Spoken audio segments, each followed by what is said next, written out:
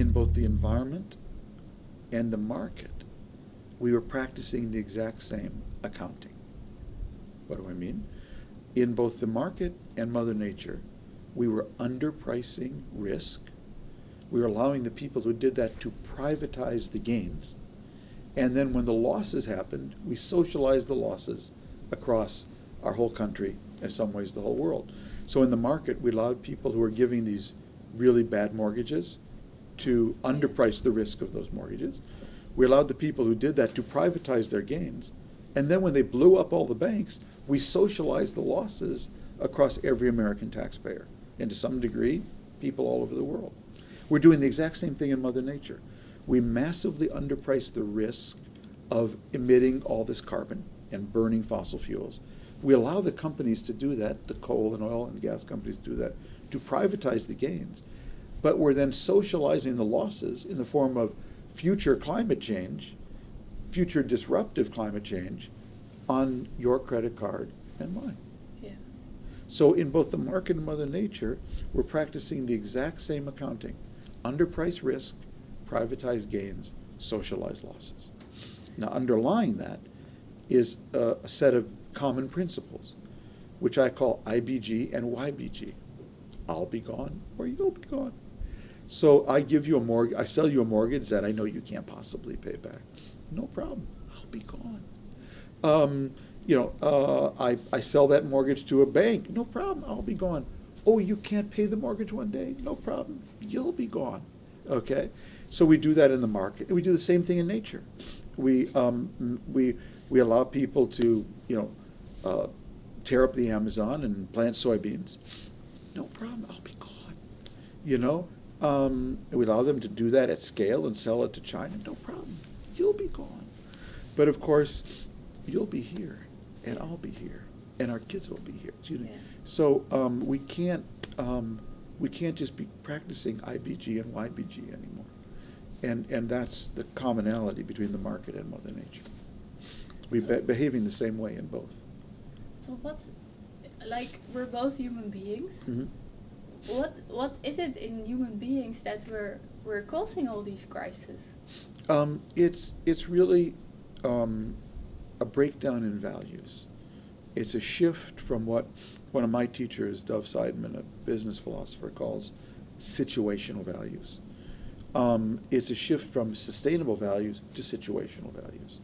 So sustainable values in the market and Mother Nature mean I behave in ways that always sustain relationships, sustain institutions, sustain communities, and sustain the environment.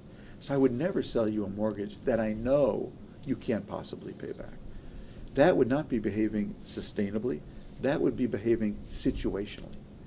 Oh, I do just whatever the situation allows. The situation allows me to give you a mortgage for $1 million, sell you a mortgage for $1 million, even though you only show 10,000 euros in income. And I know you can't possibly pay it back, but if the situation allows me to do that, I just do it. It's like the Nike commercial. Just do it, okay? Sustainable values would tell me never to do that, okay?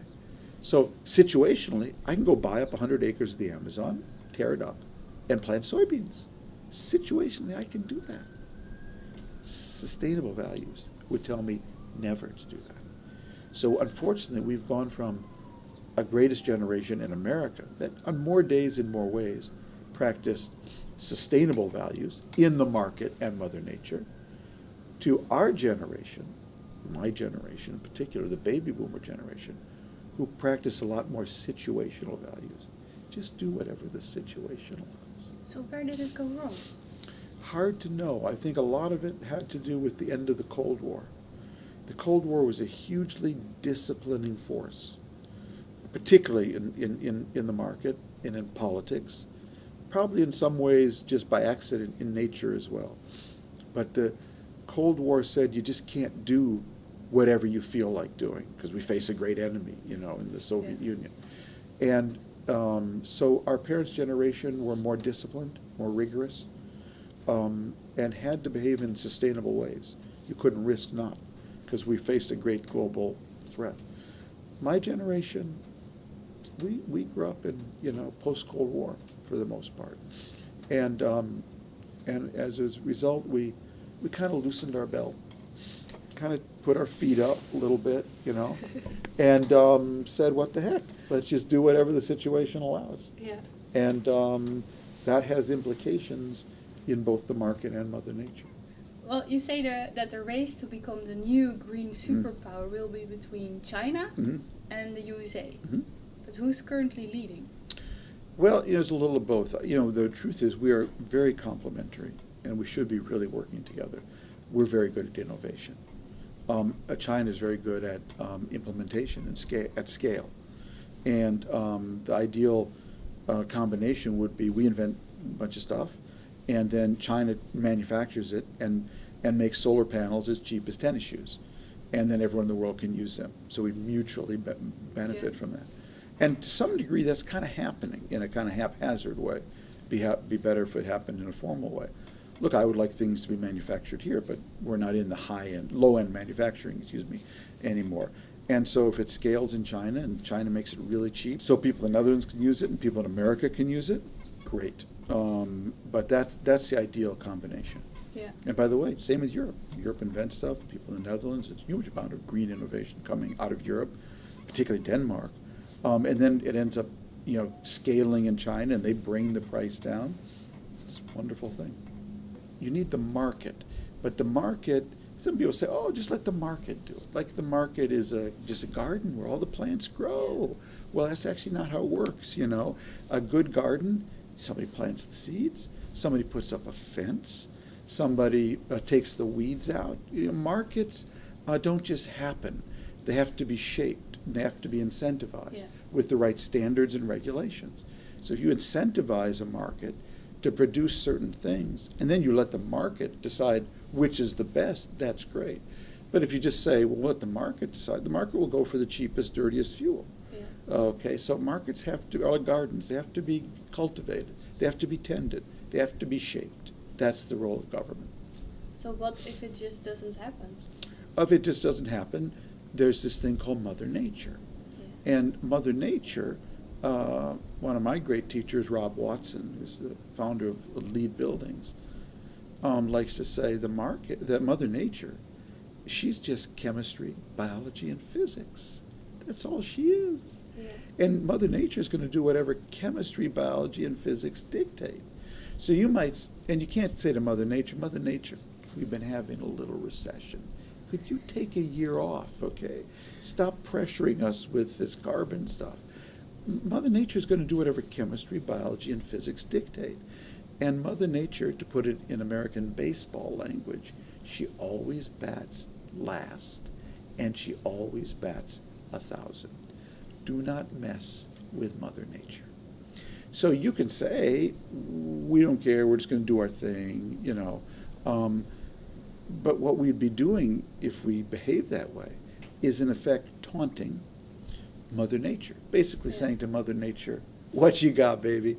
What you got? That's all you got? Just 2 degrees centigrade, that's all you got? Well, one day, Mother Nature will wake up and she'll show us what she got. Yeah. And so there is a real disciplining force out there. Yeah. Don't think it isn't there. So you can go along, you can do whatever you think is sufficient. You can go along and say, we're not going to tend the market garden. But Mother Nature, she's just chemistry, biology, and physics. Always remember that. And in the world is we've gone from a connected world to an interconnected world to an interdependent world very quickly.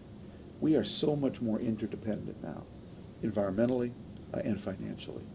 And that means ultimately politically. And so in an interdependent world, your friends can hurt you as much as your enemies. In an interdependent world, if Greece tomorrow collapses and leaves the European Union, not only will you, as a European, be affected, I will be affected. It will affect my savings maybe as much as yours, okay? I can't tell you how, but in an interdependent world that will happen. If China decides that it just doesn't care about the global environment and it's just going to just burn as much coal as it can, I will actually breathe that air here. Okay, it will affect me, and the carbon it puts into the atmosphere in time will have a huge effect on my climate as well as theirs. So I think one of the big adjustments that people are just making now is realizing how interdependent, not just interconnected, this globalized world is. It's a big change, and we haven't made the full psychological adjustment to that, because countries see themselves as independent, because on a map they got borders, they're independent. Netherlands is independent, but in reality it's actually much more interdependent in both the market and Mother Nature. So you think we're on track in the green process? No, I don't. I think we're not. In fact, I think we've wasted the last few years. I think there's a lot more we can and must do and could do. We've had a setback these last couple of years because the climate deniers coming out of Europe, the whole East Anglia University controversy, has really slowed us down. And the Great Recession, on the one hand, the Great Recession has improved the world's carbon footprint because we're just doing less economic activity. But it's also really taken the focus off solving this problem. Yeah. And as growth comes back, you will see the carbon come roaring back. Yeah. So how do you see the future? Like realistically, what do you think will happen? Well, if you're not worried, you're not paying attention. You know, and if you're a young person and you're not worried, you're definitely not paying attention. Yeah. In my darker moments, I fear that we're just sitting around waiting for the perfect storm. And a perfect storm would be a storm big enough to finally end this stupid debate on whether climate change exists, but not so big that it ends the world. So that's the perfect storm, a storm big enough to finally end the debate, where everyone just says, okay, I get it, but not so big that it ends the world. You know? In my darker moments, I fear that's what we're waiting for. In my more optimistic moments, I hope that in my own country right now, America, we need money. We're going to have to make a lot of cutbacks in the next administration. And I hope in the search for money, people will say, you know what, why don't we just do a carbon tax? Why don't we just do a gasoline tax?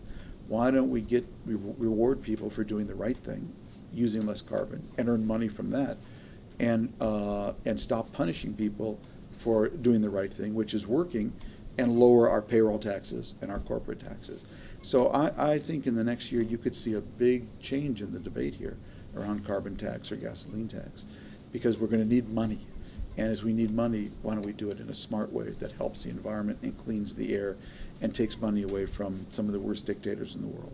I think you're going to see that debate coming on stronger. Yeah. You've got to be the generation that says, my parents brought us freedom. Okay, they won World War II and the Cold War. Yeah. And our generation has to bring freedom too. But the key to freedom for our generation is sustainability. Yeah. What freedom was for our parents' generation, sustainable values in both the market and Mother Nature have to be for our generation. Because if we don't bring those sustainable values to the market and Mother Nature and the market will impose on us more restrictions than had the Soviet Union won the Cold War. Yeah. So that's the job of your generation. It's to, and we have to help. I'm just 59. I hope I'm not 1 foot in the grave yet. You know, we all have to be part of the regeneration, okay, that brings sustainable values back to the market and Mother Nature. That's the only way us, you, me, in Europe, America, Asia, that's the only way we'll be free. Now, some people don't agree with my approach. They say, you know, it's too business-oriented, it's too nationalistic, okay. I know what I'm doing. I know why I'm doing it. Yeah. Yes, I am guilty of all of those things. But behind it is a theory that if I can get America to lead, so many people will copy us. And if I can get America to lead, and we can trigger the Earth race. You know, in the Cold War, we had the space race. Only 2 countries could compete, and only one could win. Who could be the first to put a man on the moon? I want to trigger the Earth race. Who can be the first to invent all the green technologies so men and women can stay here on Earth? Yeah. And if America leads, and then the EU says, oh, we want to compete with them, and then India says we want to compete with them, and China says we want to compete with them, and suddenly we have this Earth race of who can invent the most green technologies so men and women can live here on Earth, Yeah. then we'll all win.